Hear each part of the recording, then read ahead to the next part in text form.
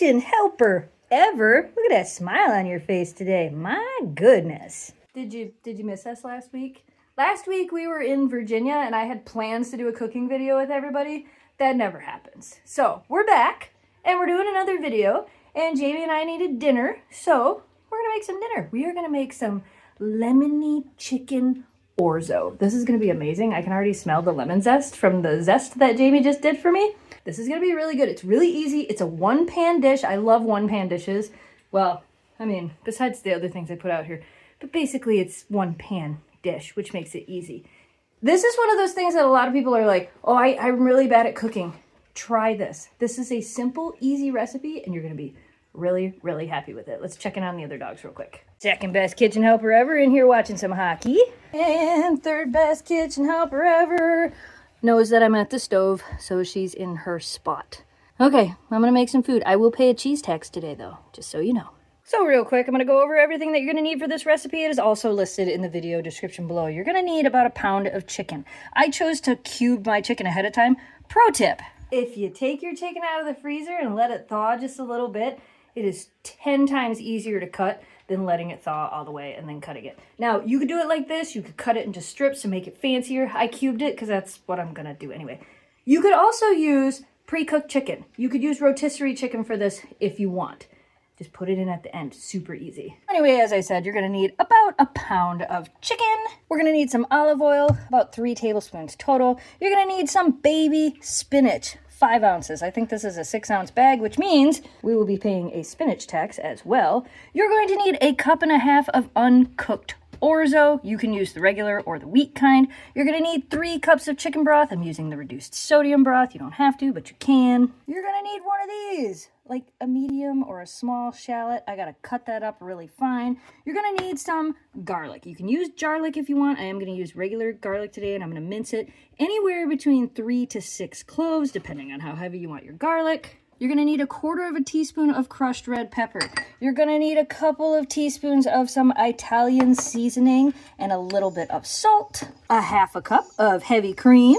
1/2 cup of freshly grated parmesan, which Jamie already did for me. We're gonna need 2 tablespoons of lemon juice, and you're gonna need 2 teaspoons of lemon zest. I have not measured this out yet. That's all the ingredients you're gonna need. Like I said, this is a one-pan recipe, so if you have a cast iron skillet, you can use that. I'm using my big Ninja skillet because I have a glass top stove, and apparently I can't use cast iron on a glass top stove. Although some people tell me I can. Tell me in the comments. Can I put a cast iron skillet on there? I would love to know your opinion. I guess I could do an enamel coated. Somebody tell me in the comments. We'll figure it out. Let's get to cooking. So before I even put anything in the pan, I'm gonna finish cutting everything up. Diced up my shallot nice and fine. You can make this as thick or as thin as you want, but I like mine to be nice and small. Now I'm gonna take my lemon, put it in this lemon squeezer, and I'm gonna get 2 tablespoons of lemon juice. There's the juice. Now I'm gonna take my garlic, and I'm gonna take my garlic mincer and mince the garlic. All nice and minced. Now we're gonna take our pan. We're gonna put about 1 tablespoon of oil in here. Oil in the pan. We are gonna put this on a medium-high heat. So for my electric stove, I'm gonna do a 6. We're gonna let that heat up just a little bit. Oil in the pan's pretty warm here. We're gonna take our chicken and just put it right in there. Okay, maybe it wasn't super warm, but that's okay. I still gotta season this. Chicken in the pan. Put some Italian seasoning on it. How much? I don't know, like a teaspoon or 2, maybe. Shake some on there. It'll be nice and good. You can also put a little pepper on here if you'd like as well. And then a little bit of salt. Not a ton, about that much. We're just gonna let this fry until it's done. Probably about, because I cubed mine up, probably be about 3 minutes. I'll flip them all over, 3 minutes, they should be done. That's what it's supposed to sound like. Also, anytime you touch raw meat or the bowl it was in or anything else, wash your hands. Wash your hands, wash your hands, wash your hands. I also washed the bowl that the chicken was in because I'm gonna put it back in that bowl. So I washed that as well. So you don't want to overcook your chicken, and you want to make sure it's done. So you can take one of your bigger pieces of chicken and you can like push through it with this. Yeah, this is definitely done. See how it kind of went through it, but it's not pink in the middle. That's what we're looking for. So this is mostly done. I'm going to let it go for probably another minute, maybe give it a little bit of browning on it. And then I'm going to put it in my bowl. So when your chicken's done, transfer it to a bowl or a plate or whatever. Don't worry, we'll come back to it. While I'm giving it that last few seconds, I'm going to reduce this to a medium-low, so about a 3.5. And don't wipe this pan when you take your chicken out. Just take your chicken out. Get some little bit of browning on there, so I'm going to set that aside. As I said, do not wipe this pan. Leave it like that. We're going to take 2 more tablespoons of olive oil and put it in this pan. I did pull my pan off of the heat because I had turned it down, and again, I have a glass top stove, so I don't want this to overheat too much. As I'm pouring it in there, I don't want it to splash a whole bunch. Now that I have more oil in, we're gonna slide it back over where it belongs. We're gonna add the shallot, all of it. We're gonna add the minced garlic right in there. And I'm gonna add the crushed red pepper right in there as well. We're gonna stir this around for probably about maybe 2 minutes, a minute. Kind of just want them onions to get a little bit translucent, just a little bit. Now you may be thinking, that's a lot of extra oil in there. Wait till you see the next step. There's extra oil because we're gonna lightly toast the orzo. So after about another minute, this is gonna go into that bowl and we're gonna stir it around in all that oil and we're gonna toast this. It actually helps the noodles to because these are noodles, it helps them to not clump together. It's also a trick you can do with rice. You can toast your rice and it makes it so it doesn't get all gummy and stick together. You don't have to, but you should try it sometime. Now, like I said, I'm gonna pour this in and we are going to continuously stir this. So I'm gonna kind of get it in all this oil that's in here, and you want to continually stir this. You do not want this to burn. Toast it for about 1 to 2 minutes. The color probably won't change too much, but we'll see. Make sure you get it all coated in the oil. Scrape the bottom of that pan so nothing's burning. This honestly is probably the hardest part, and it's really not that hard. So trust the process, you guys. Gonna be delicious. So the next thing we're gonna do is I have measured out 3 cups of chicken broth and a half a cup of the heavy cream. Make sure you add this before you add this. If you add this first to this, it's gonna curdle, and you don't want that. This is gonna bring the temperature of this down, and then you can add this. Still add it slowly. But this is looking pretty good. You can see it's kind of getting a little toasty.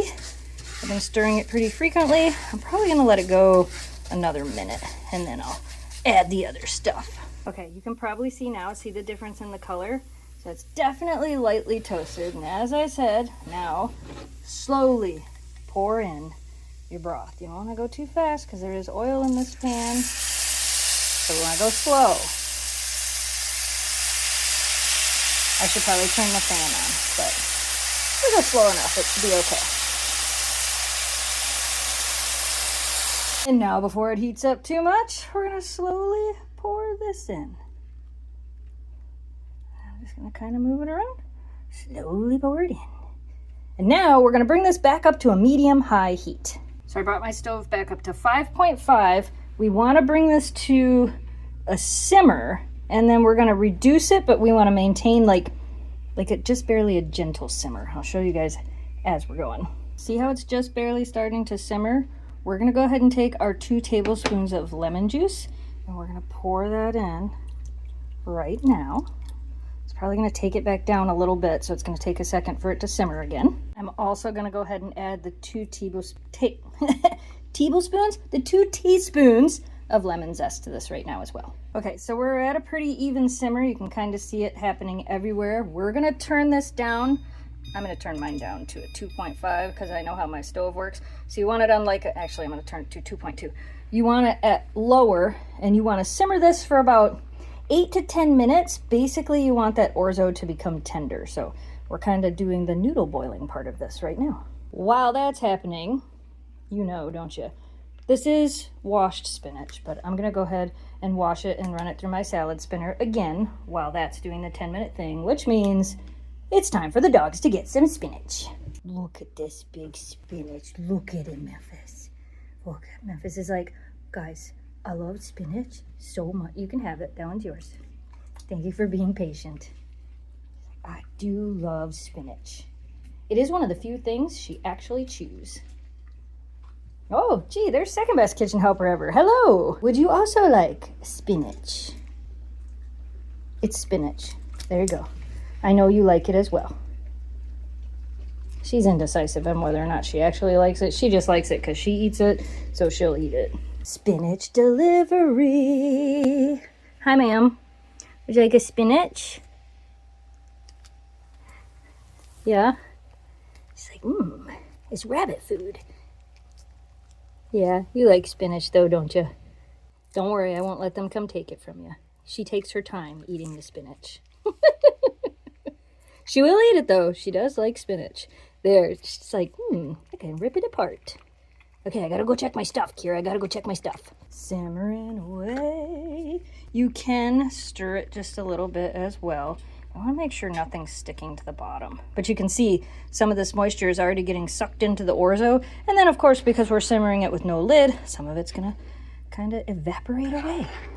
I can tell you one thing, the house smells amazing. All right, I got 1 minute left on my timer. And that is about tender. I'm gonna let it run the 1 minute, and then we're gonna slide the pan over and start adding the spinach. Okay, well, apparently I hit the record button wrong, but you can see here I have added my spinach. So you add the spinach a little bit at a time, and you have this removed from the heat, and it's just gonna wilt right down. It'll probably take about 1 to 2 minutes for all of your spinach to wilt down. Just gonna stir it around a little bit more, and now we're gonna add our cheese. Yeah, sometimes you hit a record button and it doesn't record, and then you set your camera down because you stop recording and it records for like 2 minutes while on the counter. Anyways, you guys figured it out, right? Put the spinach in, stir it around slowly. Now we're gonna take the Parmesan cheese, and I am gonna just go ahead and slowly sprinkle it and kind of let it melt. I'm gonna stir some of it together and then add a little bit more. Again, we are off the heat. This is just the heat from the pan helping this out. Last but not least, remember that chicken? Mine is still pretty warm. Go ahead and put that right back in, stir it around. It should heat it all right back up. Oh my goodness. Looks amazing, smells amazing. Let's give it a try. That was so easy. It's not for you, ma'am. It's not for you. Oh my goodness, I almost forgot to pay the cheese tax. Here, here's some Parmesan for you, some Parmesan for you. Oh, and you have decided to join us. Some Parmesan for you. There you go. All right, we need your review. I already tried it. I know. It was very lemony to start, but I kind of like it. Yeah, I think the red pepper with the lemon, the red pepper flakes, give it that little bit of, yeah, you can kind of feel it. Lemon, yeah. Right? Yeah. It's good. Yeah, I tried it too. I thought it was pretty good. That's a win. Also, we had an ice storm. You guys should follow our vlog channel if you want to see more about that. youtube.com/snowdogsvlogs if you want to see the ice storm. So that not only was super easy to make, but it was really, really good. If I wouldn't have been filming, probably would have taken me less than 30 minutes from start to finish with prep and everything. So if you're looking for a quick, easy dinner, that's it. And also I was thinking about it. If you wanted to make it vegetarian, you could use vegetable stock instead of chicken. You could leave out the chicken. You could put in some other vegetables if you want to. Play around with it. Let me know if you make it a different way and what you think about it. Oh, and if you don't like it spicy, leave the red pepper flakes out.